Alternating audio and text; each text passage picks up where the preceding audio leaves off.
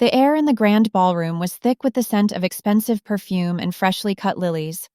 Crystal glasses clinked, and soft laughter echoed up to the glittering chandeliers. It was my sister-in-law Chloe's engagement party, a picture-perfect scene from a magazine. But for me, it felt like walking through a movie where I was an extra nobody noticed. I was a ghost at the feast, my smile a fragile mask I had perfected over 5 years of being married to Leo. From the moment I had arrived, a familiar knot of dread had tightened in my stomach. I knew what was coming. I always did.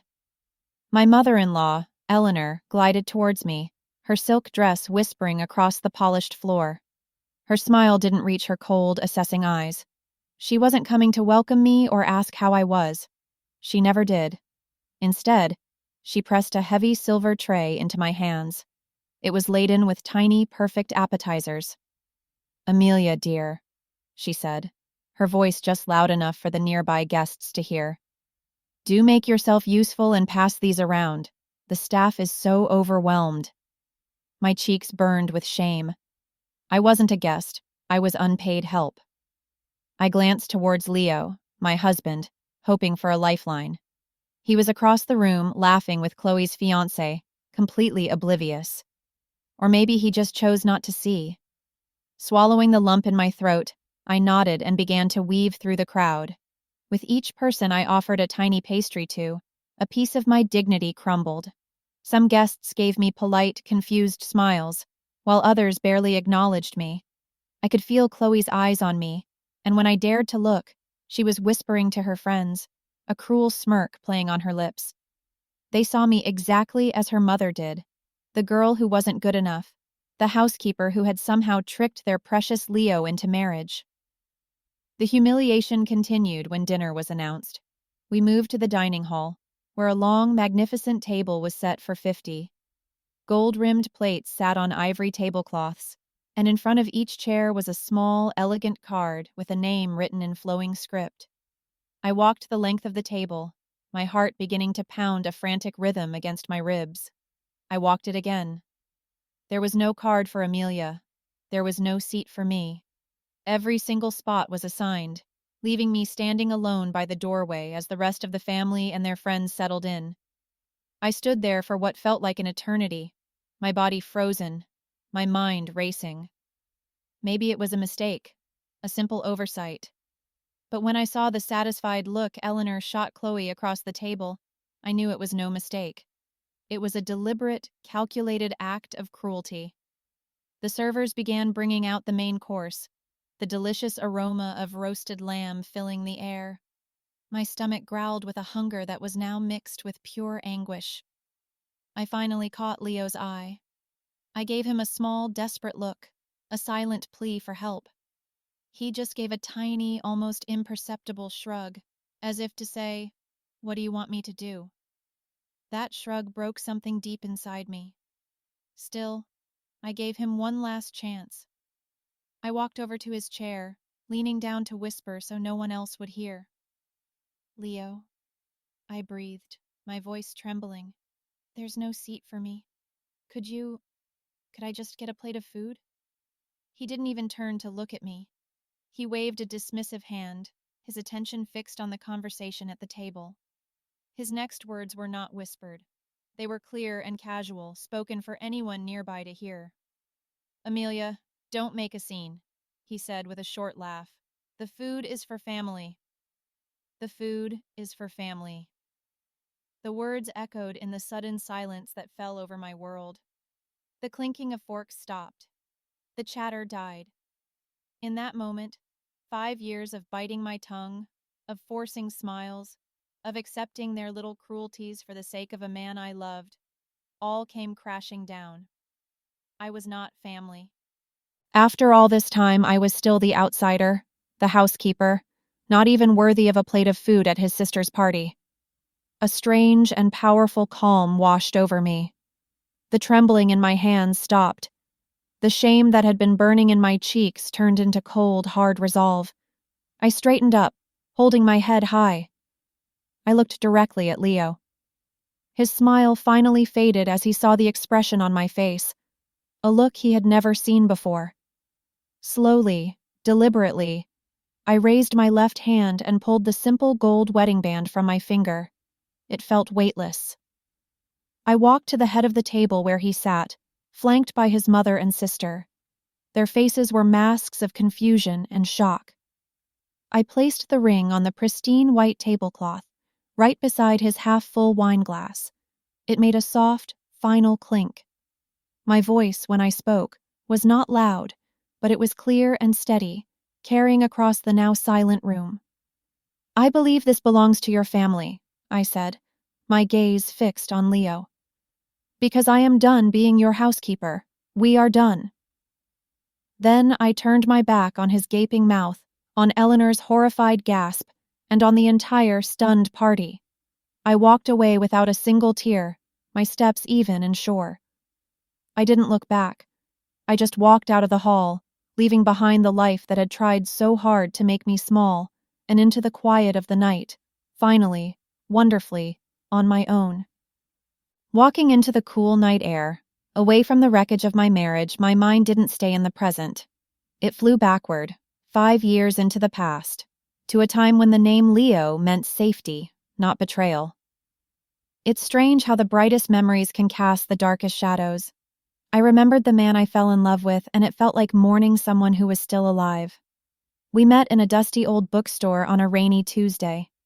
I was reaching for a book on the highest shelf, and he, a tall stranger with the kindest eyes I had ever seen, reached over me and plucked it down with a gentle smile. "Looks like we have the same taste," he'd said, and his laugh was so warm it chased the chill of the rain away. Those first few months were a whirlwind. Leo was everything I had ever dreamed of. He listened to me, truly listened, asking about my job at the local library and the silly stories I made up about the people who borrowed books. He brought me wildflowers on our second date and remembered that I loved cinnamon in my coffee.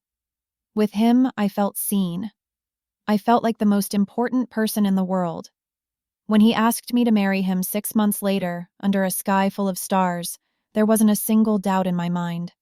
I was so sure, so blissfully happy, that I didn't see the faint cracks already forming in our foundation.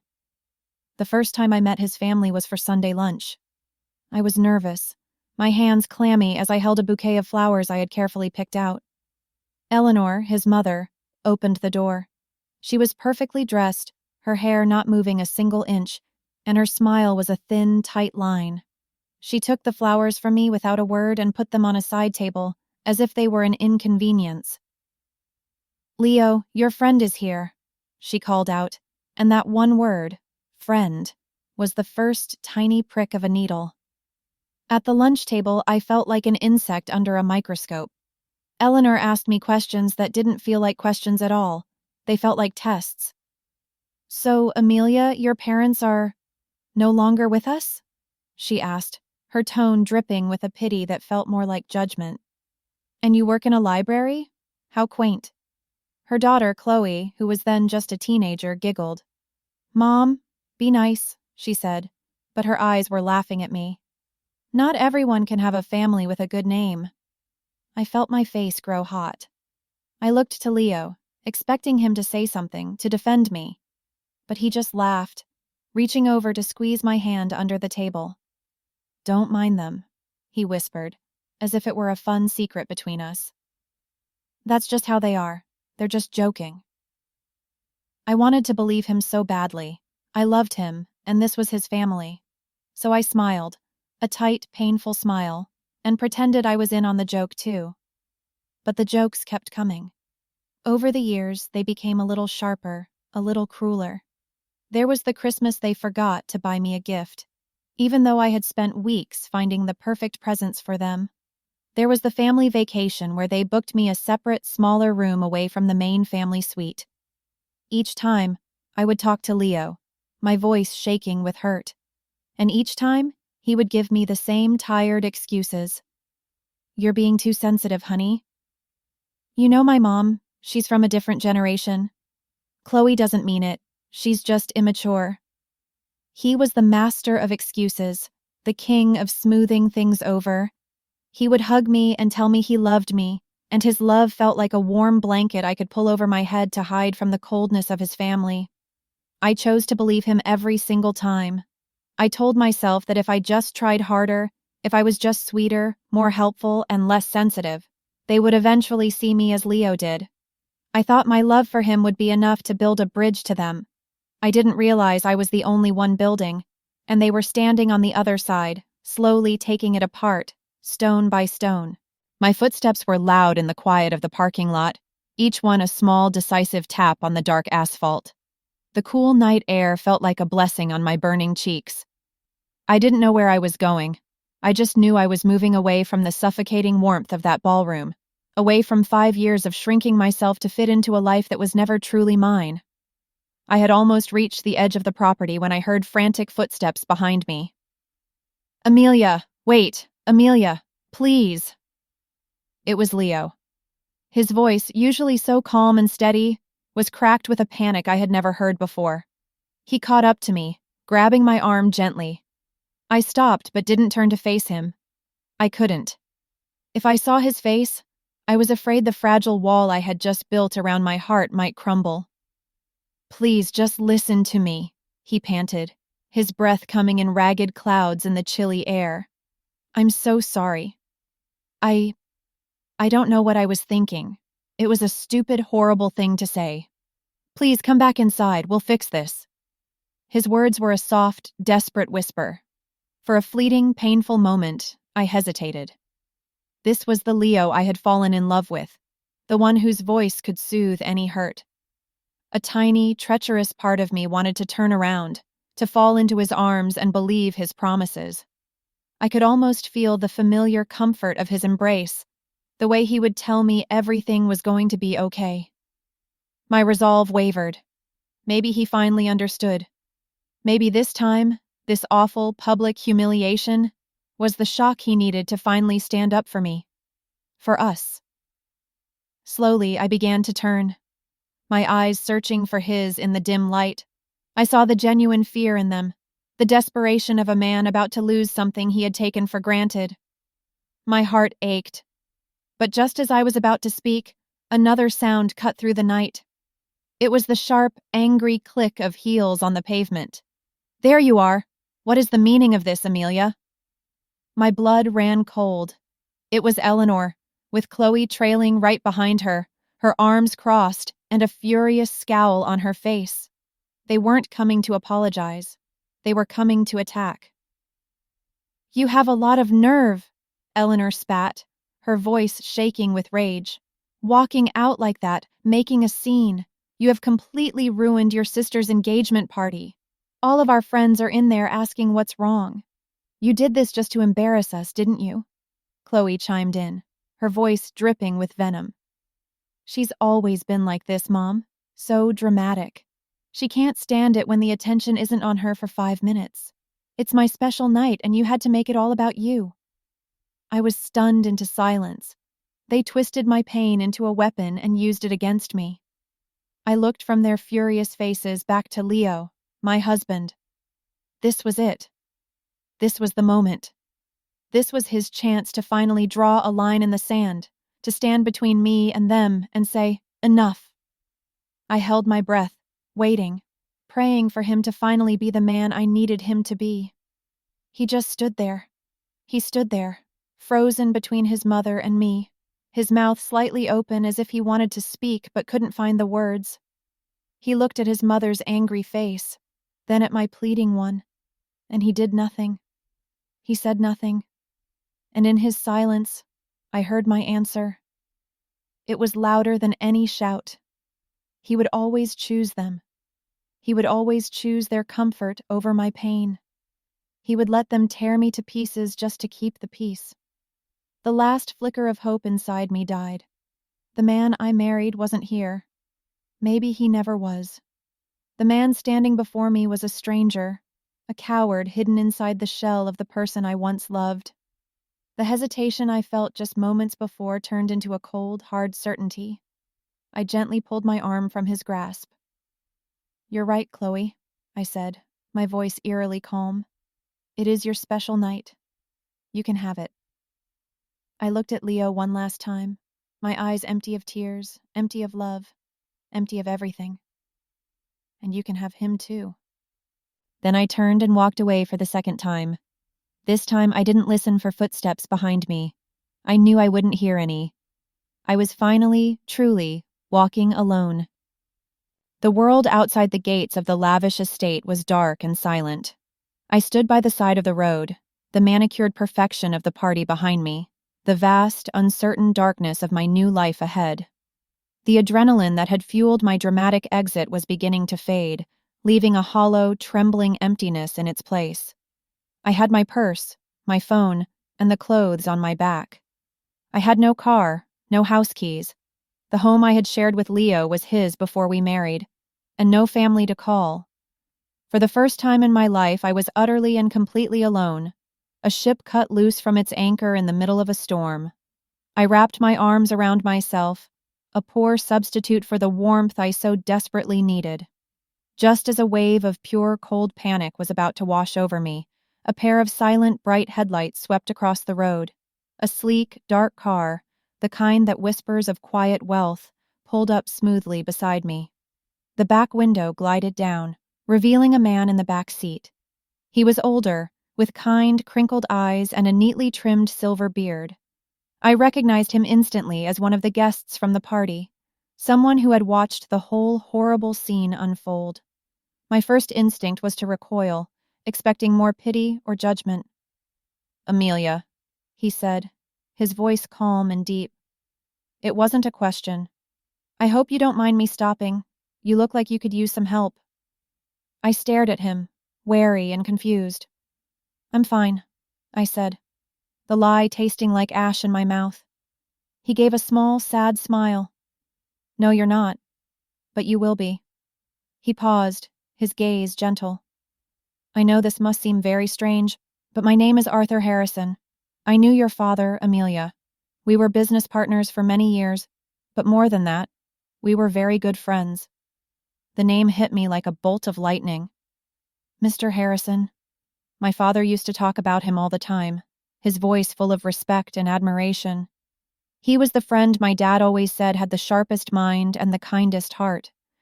After my father passed away, we had lost touch, and I was too lost in my own grief and then my new life with Leo to ever think of reaching out.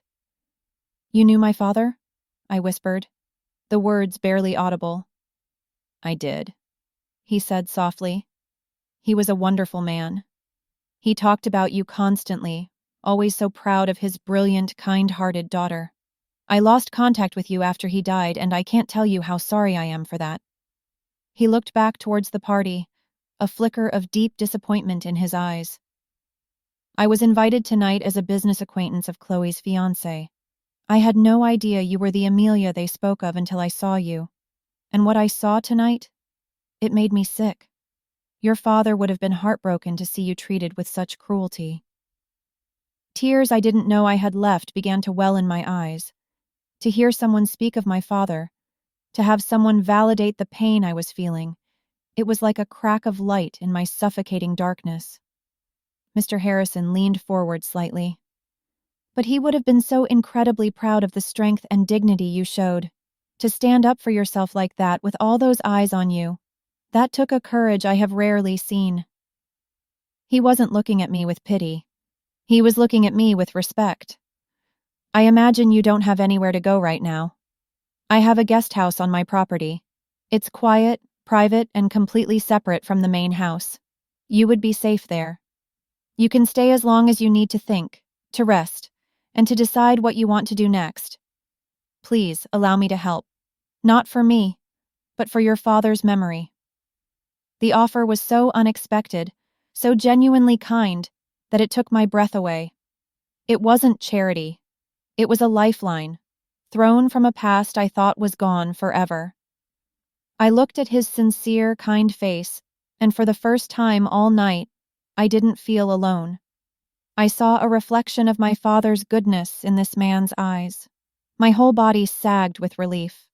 I couldn't speak, so I just nodded, a single shaky movement. The back door of the car swung open. "Come on then," Mr. Harrison said gently. "Let's get you out of the cold." As I slid onto the soft leather seat and the door closed with a quiet, solid thud, The sounds of the party, of Leo, of that entire life, were shut out completely. The car pulled away from the curb, and I didn't look back. I was moving forward, into the unknown, but for the first time it felt less like darkness and more like a dawn I couldn't yet see. The first morning in Mr. Harrison's guest house was the quietest morning I had experienced in 5 years. I woke up not to the familiar, low-level anxiety of anticipating Eleanor's criticisms or Leo's passive indifference, but to the gentle sound of birds singing outside my window. The guest house was a small, elegant cottage surrounded by a beautiful garden. It was a haven, a silent, peaceful bubble where the ugliness of the world couldn't touch me. For the first few days, I did very little. I slept, I read, and I walked through the gardens, letting the quiet seep into my bones and heal the raw, open wound in my chest. Mr. Harrison was the perfect guardian. He left me alone but had meals sent over and checked in with a brief, kind phone call each evening, never once pressing me about the future. After a week of this gentle recovery, he invited me to the main house for tea. "Amelia," he said, his eyes full of warmth, "you are welcome to stay here as long as you need, but I know you and I know your father. You are not a woman who will be content to hide. You are a builder. So when you are ready, tell me what you need to start building again."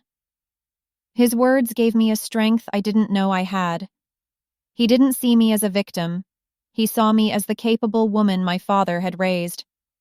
With his support, things began to move quickly. He had connections everywhere, and after I told him about my experience as a librarian, he made a call.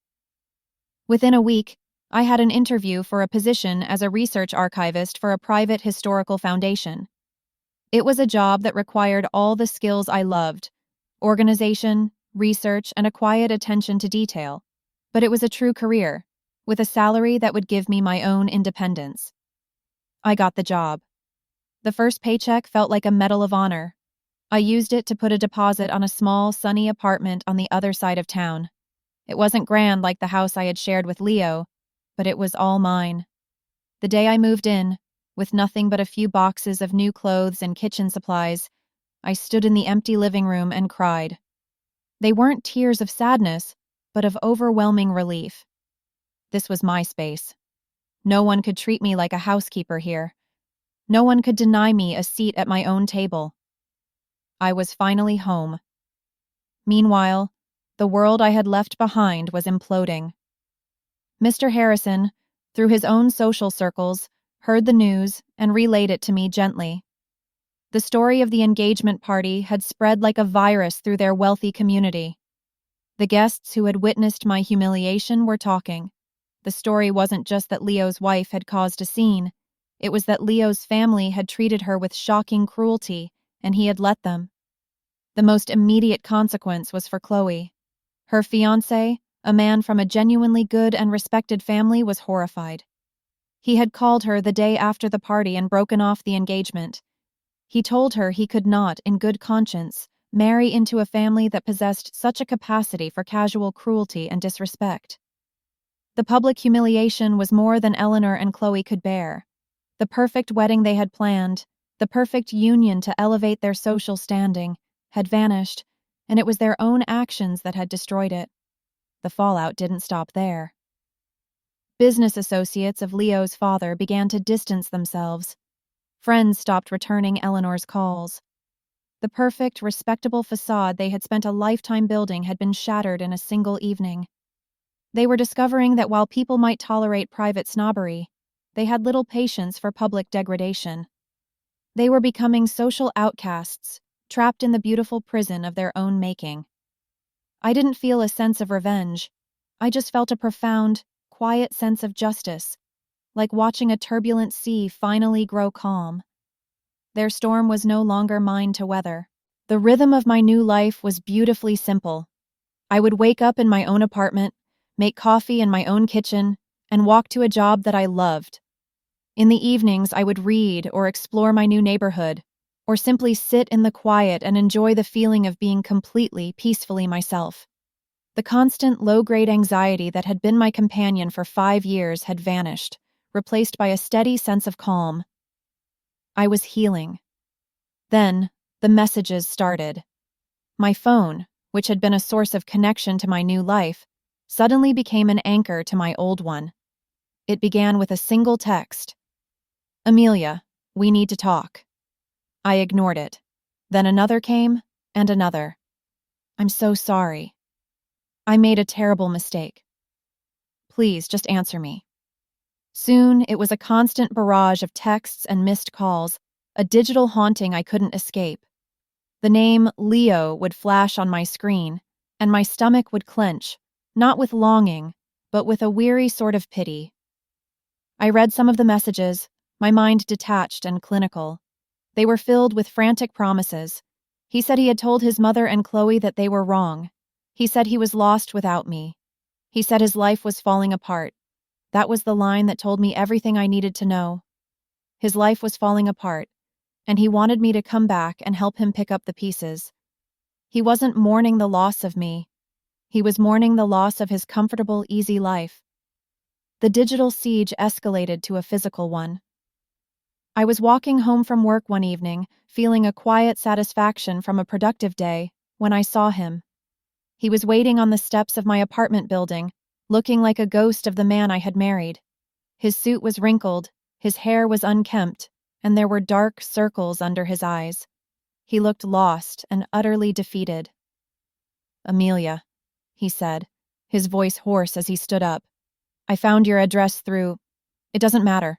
I had to see you." I stopped a safe distance away, my keys clutched in my hand like a weapon.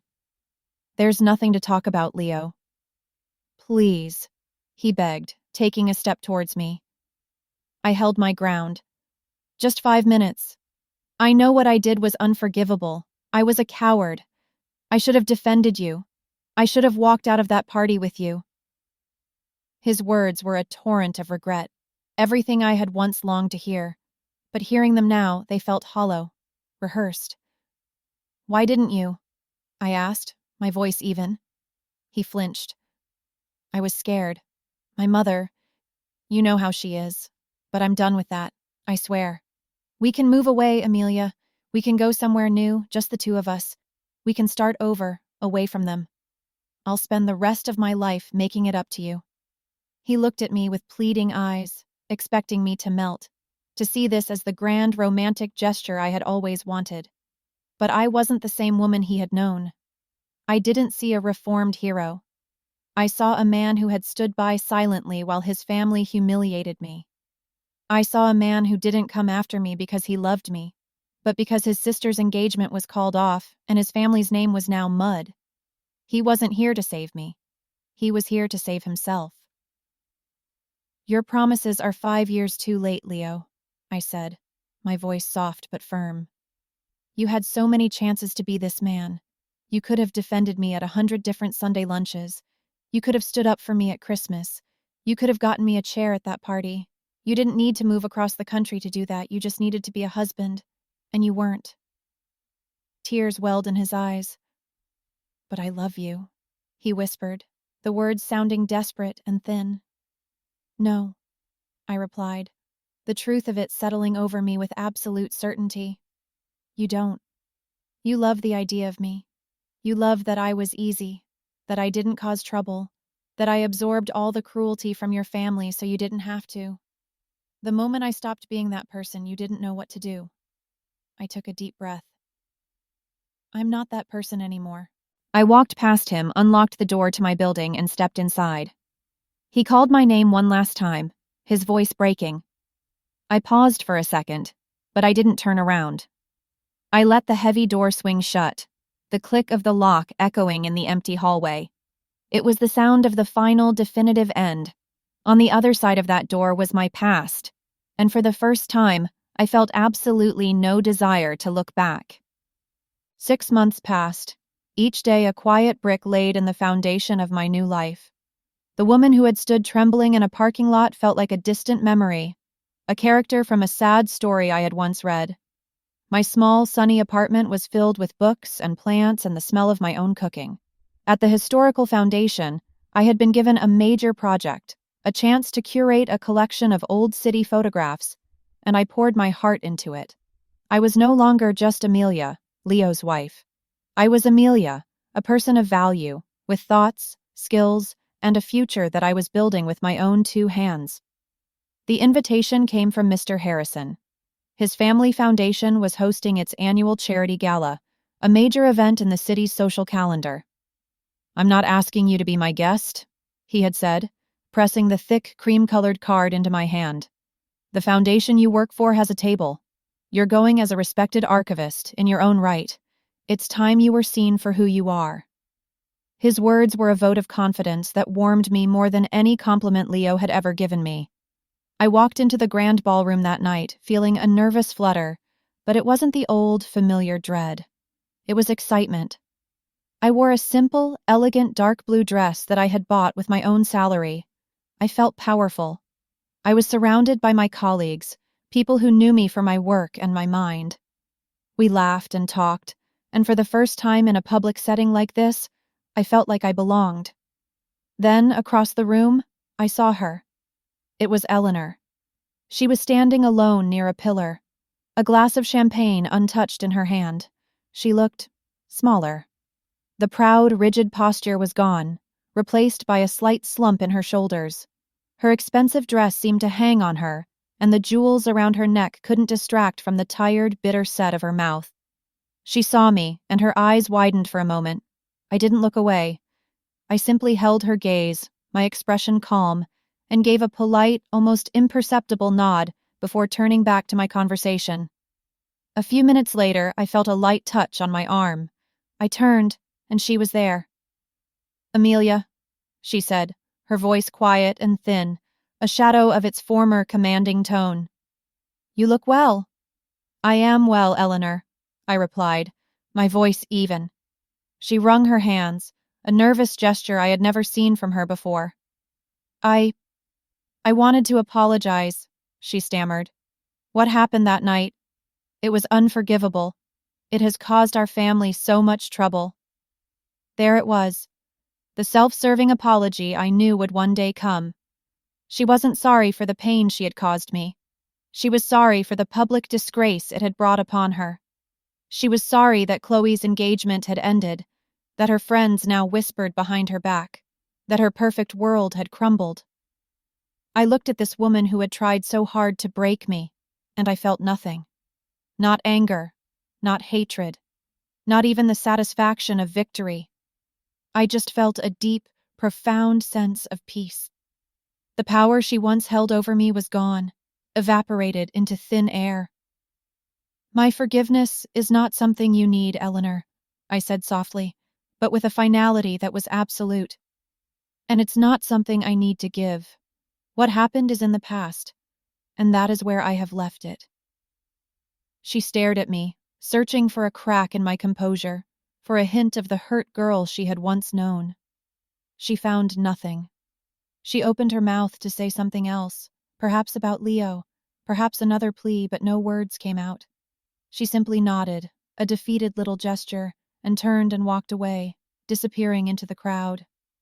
I took a deep breath, the air feeling clean and fresh in my lungs. I turned my back on the spot where she had stood and walked back towards the light and laughter of my table. Mr. Harrison caught my eye and gave me a small, proud smile. I smiled back, a genuine, radiant smile that reached my eyes and filled my whole being. The orchestra began to play a new song, and the sound swelled around me. I was no longer a ghost at someone else's feast. I was the guest of honor at my own life, and the celebration was just beginning.